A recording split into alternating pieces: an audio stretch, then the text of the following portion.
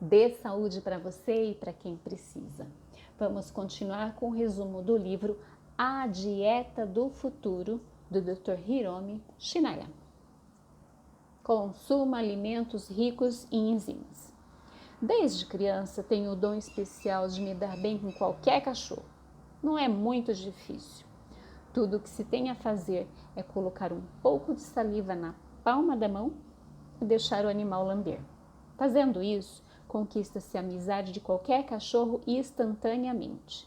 Criei muitos cachorros desde pequeno e sei que eles gostam de lamber a boca das pessoas. Ao tentar descobrir o motivo disso, finalmente cheguei à conclusão de que eles gostam de saliva. Quando eu testava a minha teoria, todos os cachorros que eu encontrava me abanavam o rabo alegremente. Eu era um estudante quando comecei a usar este método para fazer amizade com todos os cachorros das redondezas da escola. Obviamente que, naquela época, eu não entendia por que os cachorros gostavam tanto de saliva. Esse mistério foi solucionado quando me formei em medicina e comecei a prestar atenção nas enzimas. É isso. Os cachorros querem as enzimas da saliva. A partir daí, também comecei a observar que todos os animais procuram enzimas. Quando um carnívoro, como o leão, captura uma presa, sempre começa comendo os órgãos internos, ou seja, o tesouro de enzimas.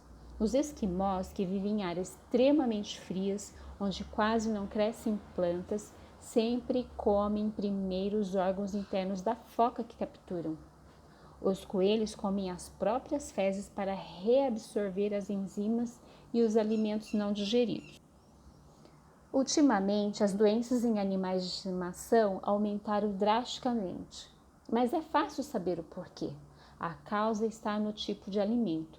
Alega-se que a ração proporciona uma alimentação balanceada, mas essa alegação está fundamentada nas modernas teorias nutricionais, que insistem em ignorar as enzimas. Mesmo que o alimento seja rico em calorias e nutrientes, como vitaminas, minerais, proteínas e gorduras, se ele não contiver enzima, o organismo não conseguirá se sustentar. Essas preciosas enzimas são sensíveis ao calor e se decompõem entre 58 graus a 115 graus centígrados.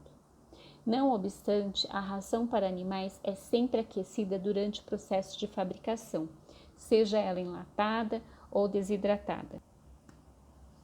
Em outras palavras, o processamento da ração mata as enzimas. Os animais selvagens não comem comida que tenha sido aquecida. Num futuro próximo, acredito que ficará comprovado que muitos tipos de doenças de animais de estimação estão relacionados ao estilo de vida. Os problemas dos alimentos produzidos para animais de estimação e para os seres humanos são os mesmos.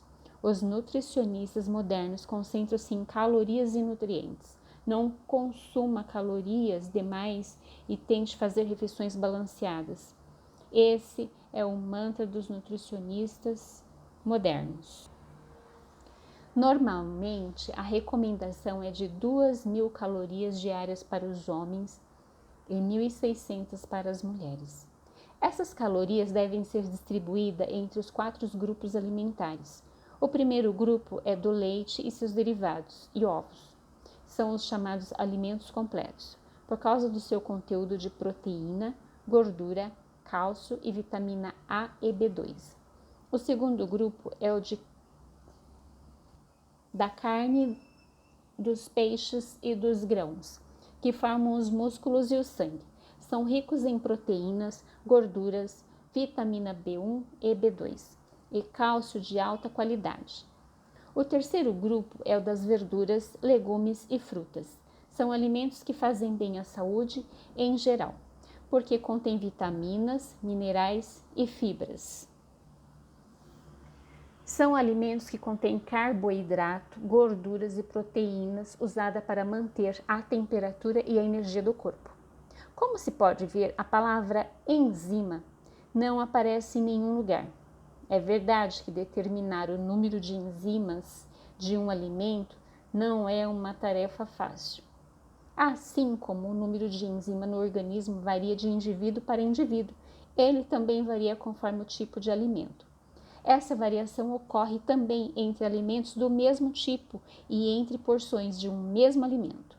Por exemplo, o número de enzimas encontrado em 2 maçãs da mesma variedade difere de acordo com o ambiente que foram cultivadas e o tempo decorrido a partir da sua colheita. No estilo de vida que defendo, basicamente, considero bons os alimentos ricos em enzimas e ruins os alimentos pobres ou desprovidos de enzima. Por essa razão, os melhores alimentos são os cultivados em solo fértil, rico em minerais, sem uso de agrotóxicos ou fertilizantes químicos e consumidos imediatamente após a colheita. Quanto mais frescos os legumes e verduras, as frutas, as carnes, os peixes, maior o seu conteúdo de enzima. Em geral, os alimentos frescos são saborosos porque são ricos em enzimas. Entretanto, os seres humanos diferem dos outros animais pelo fato de comerem alimentos cozidos. Cozinhamos, assamos, grelhamos e fritamos a comida.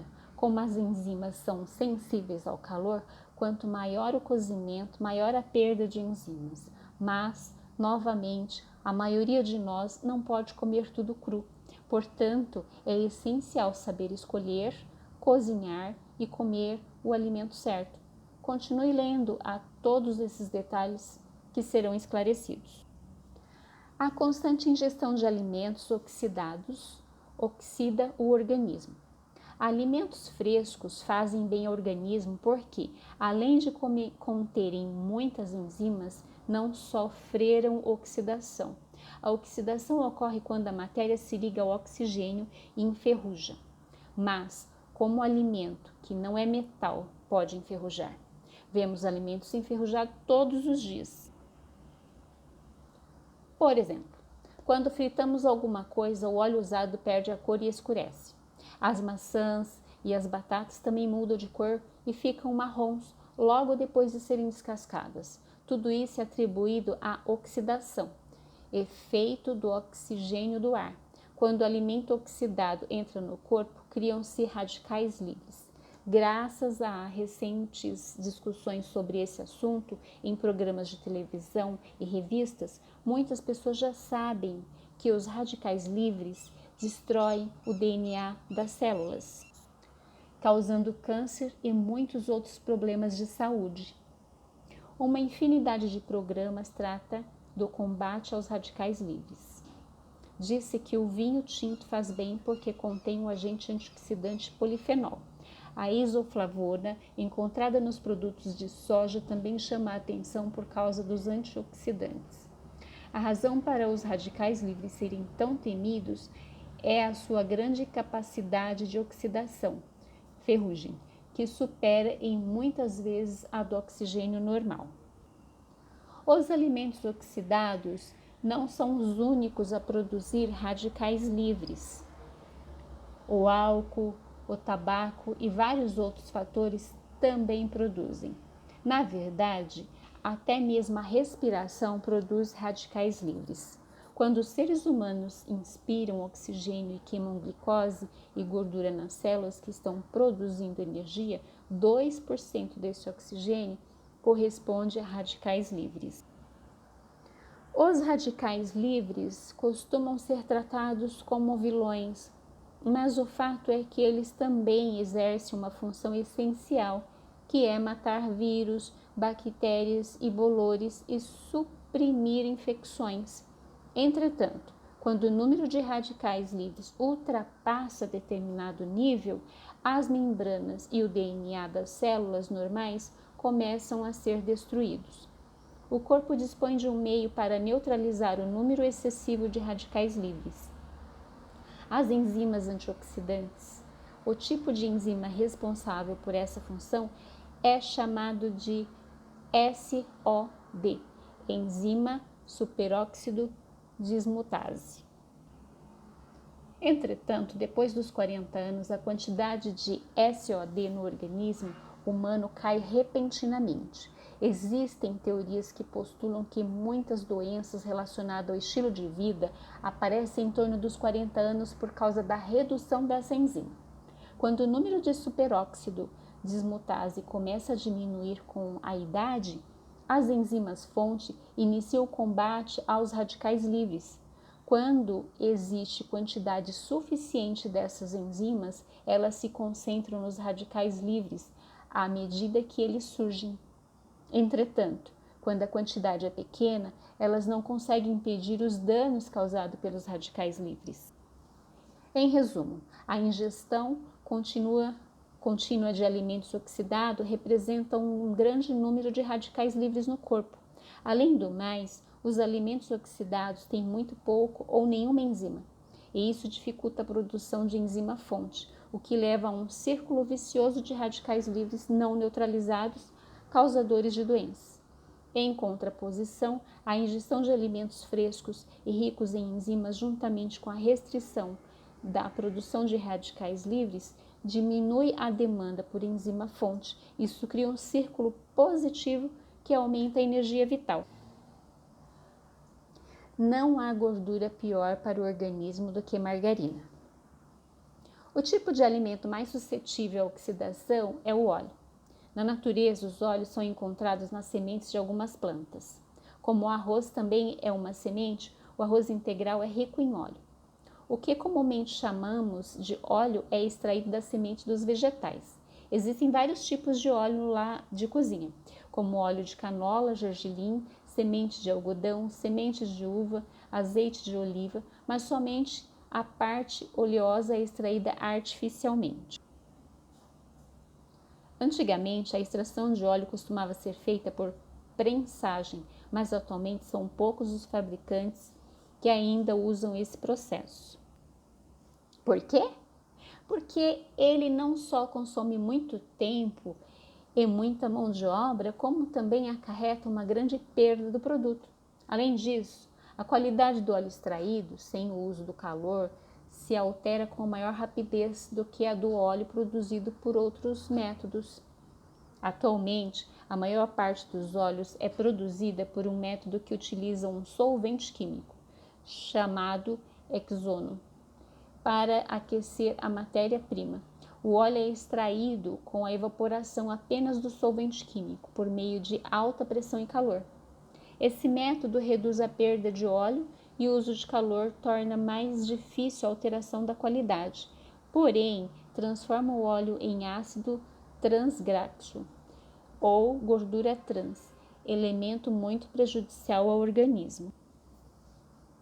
Os ácidos transgráficos não existem na natureza. Eles aumentam o nível de colesterol ruim e reduzem o nível de colesterol bom. Além disso, também causam câncer, hipertensão e cardiopatias, entre outros problemas de saúde. Os países ocidentais estabelecem um nível máximo de ácido transgráfico nos alimentos, que, quando não respeitado, inviabiliza o produto para a venda. No final de 2006, o Comitê de Saúde da cidade de Nova York votou a favor da proibição de gordura trans em todos os restaurantes da cidade a partir de 2008. O alimento que contém o mais alto teor de gordura trans é a margarina. Muitas pessoas acreditam que o óleo extraído de vegetais, como a margarina, que não contém colesterol, é melhor para o organismo do que a gordura de animais, como a manteiga, mas isso é um grande erro. A verdade é que nenhum tipo de óleo é mais prejudicial ao organismo do que a margarina.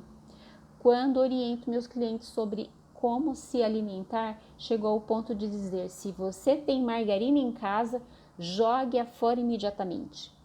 Os óleos vegetais permanecem na forma líquida em temperatura ambiente por causa dos ácidos graxos insaturados.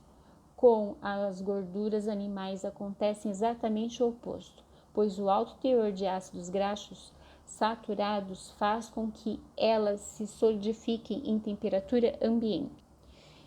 Dê saúde para você e para quem precisa. Daqui a pouco a gente volta com mais resumo deste livro maravilhoso para o nosso curso de naturopatia. Até mais!